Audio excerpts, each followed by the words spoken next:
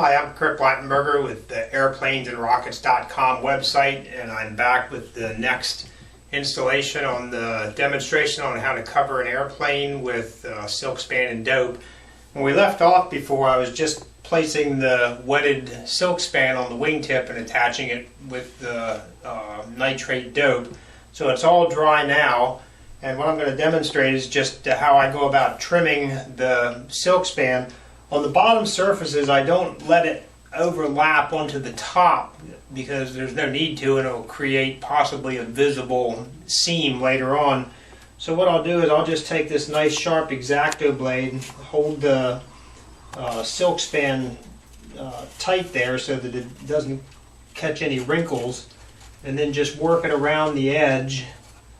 Start out in different places if I need to, and I'll make it so that when it's tacked down with clear later, it'll just about come up to the top surface of the wing. In this case, the same thing applies to the fuselage and the tail surfaces, but I'll leave just enough material for it to fold over basically onto the sides or the edges without actually being able to make it all the way around to the top. And so now we're ready to go. I showed in a earlier part of the video series how I tack these loose edges down next time around. So what I'm going to do this time, since we kind of ran out of time when I was demonstrating the attaching that wingtip, is I'm going to show the other wingtip on the top now that I have the bottom part of the Silkspan all attached, and these edges have been trimmed and tacked up so that they're up on the edge, but not overlapping onto the top.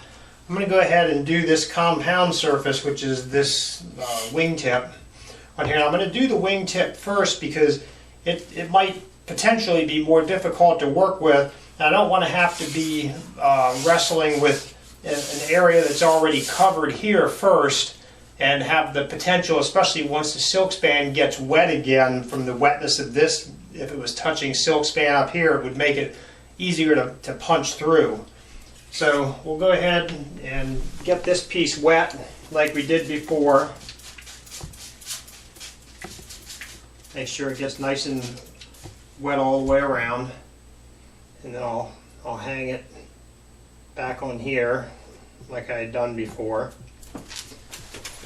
And then get the mixture of 50-50 thinner to clear nitrate, and I'll go ahead and brush on a quick coat. Now here I had put this is the only rib, this end rib is the only rib that I had put clear dope on before, because I knew I was going to have to actually attach the Silkspan to it. Unlike the other ribs, I had said that we don't want to put dope on them because we don't want the Silkspan to be restricted during the shrinking process over the inside section there. So go ahead and take this now. Then I'll just lay it over top, and I'll worry about pulling it as tight as I can get it later. Again, like I had mentioned last time, this is a compound curve in that it has curvature both in this dimension and in this dimension. So typically these are the kind of curves that cause the most problems and present the most opportunity for wrinkles to set in.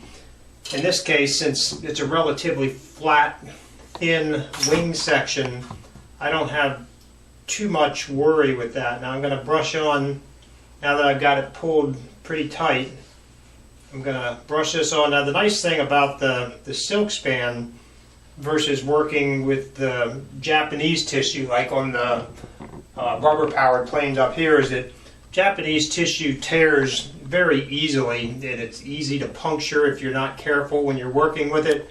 But the Silkspan is much more robust and can take a little more abuse. That doesn't mean to intentionally abuse it, but you can pull it up and stretch it out a little bit and not have any real fear that it's going to suddenly give way and ruin your day.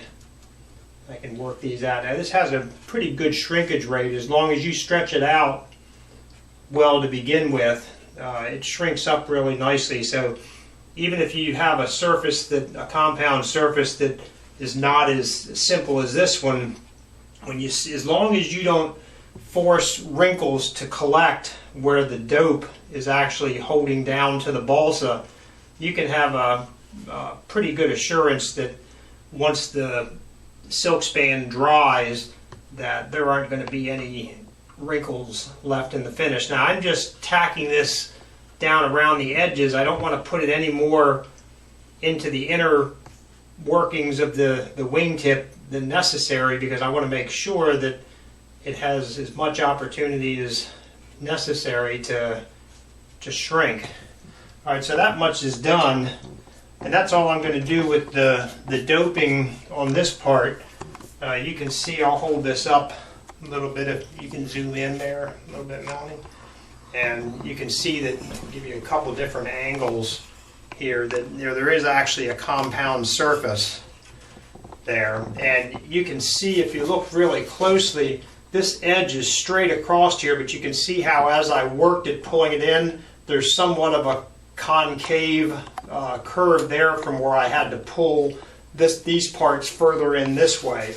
So that's one of the reasons why I was saying before that it's much better to cover the wingtips separately than to try to use one continuous piece here, because then you'll end up getting bunching around this last rib, and it's easier just to do it in separate pieces. Now, as I covered the last time, when I was doing the bottoms, there is no compound curvature on the wingtips on the bottom. It's completely flat, so I was able to do this in one complete piece from the wing strut out to the tip on there.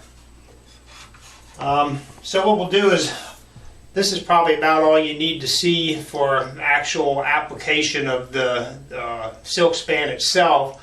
Once this is dry, I will go ahead and finish the entire plane with the Silkspan, only I'll leave some of the edges where I have the overlaps that are meant to actually go down the edges of the fuselage and wrap underneath, so they're the actual overlap, not just the first layer here, and I'll show you how I do that. Again, it's not much different than the other demonstration, but there is a little bit of extra finesse that you have to apply to make sure that it works out well.